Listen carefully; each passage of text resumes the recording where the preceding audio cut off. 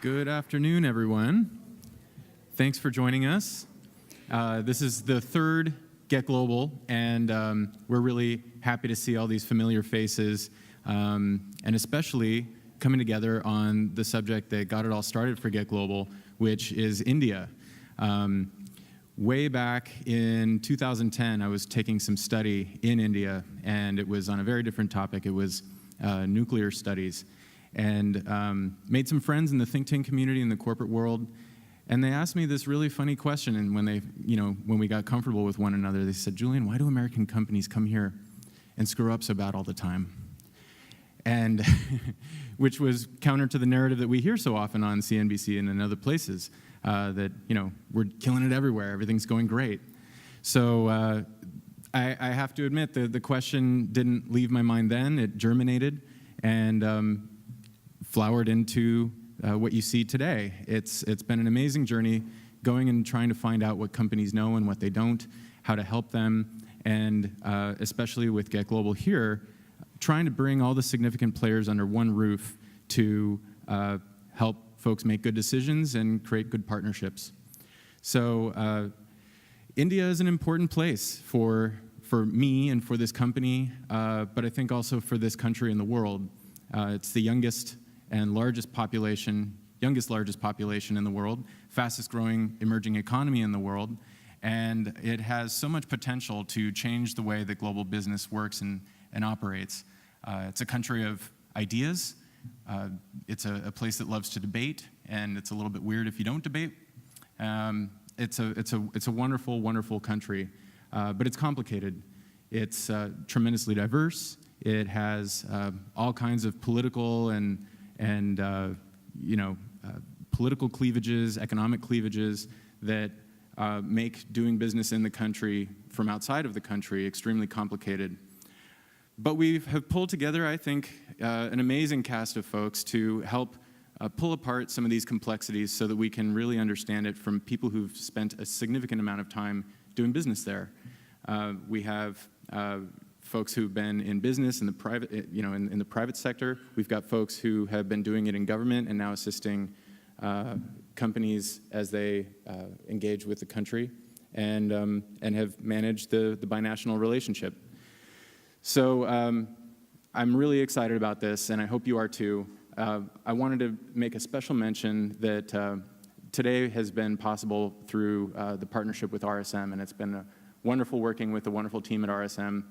If you haven't already, send in a question about whatever's ailing you in foreign markets. Any question you want. They've been standing by to help. We've got our first aid email address open, and of course you can go and meet with them in the lobby.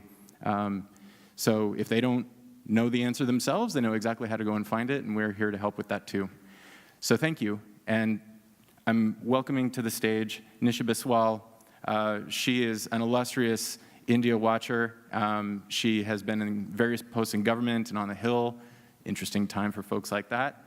And today she is the president of the U.S.-India Business Council. We're tremendously happy to be partnering with USIBC on this. They've been just a key player in making sure that this gets shaped and off the ground and with the right folks involved. So thank you, Nisha.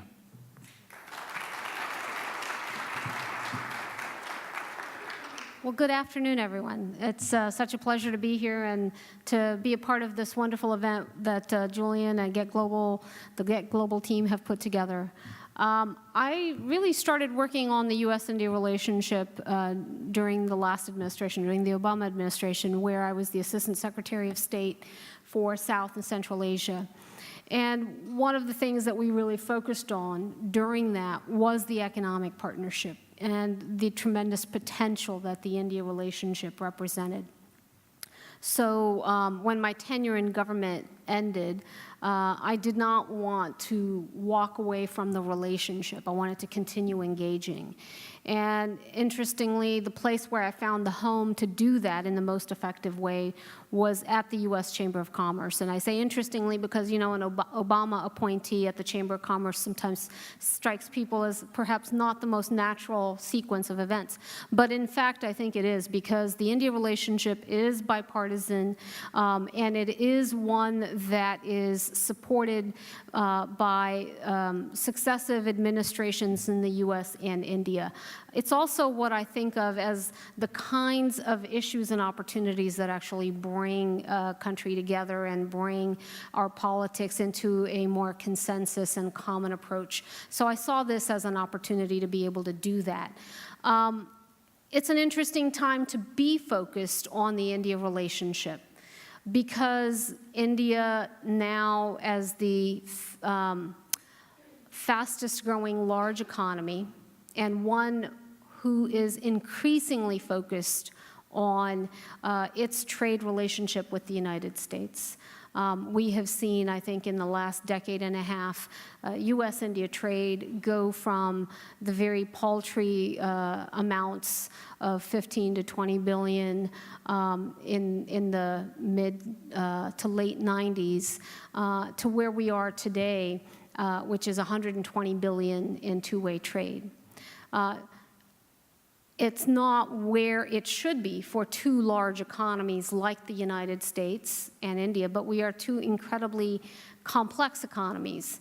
And so it's a high-intensity, complicated, and high-effort relationship to unlock that potential. India is not what we call low-hanging fruit. But that's why it's so important to invest the time and the effort to understanding it, because the potential is so phenomenal. It's so huge. And that's why this conference and conferences like this around the country are so important.